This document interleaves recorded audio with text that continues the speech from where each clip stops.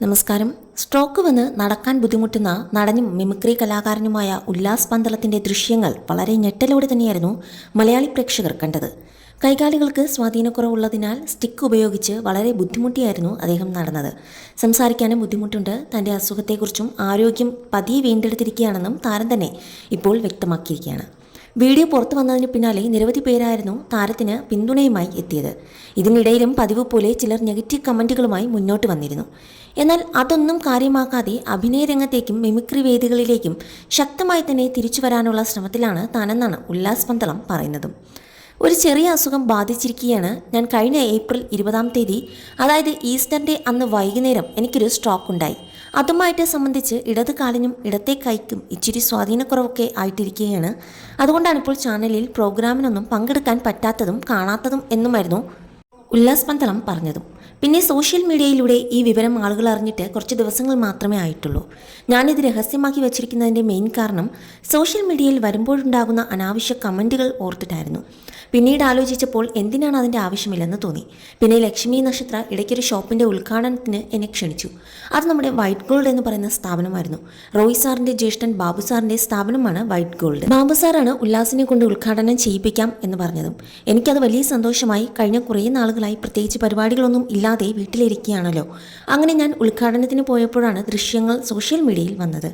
സ്നേഹമുള്ളവരൊക്കെ എന്നെ വിളിച്ച് കാര്യങ്ങൾ അന്വേഷിക്കുന്നുണ്ട്. എല്ലാവരും വലിയ പിന്തുണ അറിയിക്കുന്നു. പിന്തുണയോടൊപ്പം തന്നെ ചില നെഗറ്റീവ് കമൻറ്റുകളും വരുന്നുണ്ട്. അത് ഞാൻ ഒന്നും നോക്കുന്നില്ല. ഇതുവരെ കലാരംഗത്ത് എനിക്ക് തന്ന പിന്തുണയ്ക്കും ഈ രോഗാവസ്ഥയിലൂടെ കൂടെ നിൽക്കുന്നവർക്കും നന്ദി പറയുകയാണ്. കൂടുതൽ ശക്തിയോടെ ഞാൻ തിരിച്ചു വരും. അതിൻ്റെ ട്രീറ്റ്മെൻറ്റിലും പരിശീലനത്തിലുമാണ്. അതിന് നിങ്ങളുടെ പ്രാർത്ഥനയും ഉണ്ടാകണമെന്നും അഭ്യർത്ഥിക്കുന്നുവെന്നും അദ്ദേഹം പറയുകയായിരുന്നു. പന്തളം ബാലൻ്റെ തിരുവനന്തപുരത്തുള്ള ഹാസ്യ എന്ന ട്രൂപ്പിൽ അംഗമായിരുന്നു ഉല്ലാസ്. അവിടെ നിന്നാണ് മിമിക്രി വേദികളിലേക്ക് എത്തുന്നത്. പിന്നാലെ ഒരുപിടി സിനിമകളുടെയും ഭാഗമായി. ആദ്യ ഭാര്യയുടെ മരണശേഷം അടുത്തിടെയാണ് ഉല്ലാസ് പന്തളം രണ്ടാമതും വിവാഹം ചെയ്തത്. അഭിഭാഷകയും പഞ്ചായത്ത് വൈസ് പ്രസിഡന്റുമായ ദിവ്യയാണ് ഭാര്യ. ലളിതമായ ചടങ്ങിൽ അടുത്ത ബന്ധുക്കളും സുഹൃത്തുക്കളും മാത്രമായിരുന്നു അന്ന് പങ്കെടുത്തതും. എന്നാൽ ആ വീഡിയോ പുറത്തു വന്നതോടെ ഉല്ലാസ് പന്തളം നേരിട്ടത് വളരെ വലിയ രീതിയിലുള്ള അധിക്ഷേപ കമൻറ്റുകൾ തന്നെയായിരുന്നു. ആദ്യ ഭാര്യ ആത്മഹത്യ ചെയ്തതിൻ്റെ കർമ്മഫലമാണ് ഇതെന്നും അത് അനുഭവിച്ചു തീരാതെ പോകാനാകില്ല എന്നുമാണ് പലരുടെയും കമൻറ്റുകൾ. അഹങ്കാരം കൊണ്ട് ഓരോന്ന് കാണിച്ചാൽ അതിന് ദൈവം ഇങ്ങനെയൊക്കെ ശിക്ഷിക്കും, വിധിയുടെ പരീക്ഷണം എന്നല്ലാതെ ഒന്നും പറയാനില്ല. പെൺശാപം ഒരു ശാപം, കാലം കണക്ക് തീർക്കാതെ കടന്നു പോകില്ല. തണ്ടും തടിമിടുക്കുമുള്ളപ്പോൾ ഓർക്കില്ല ആരും, ഒരിക്കൽ നമ്മൾ രോഗാതുരനാകും.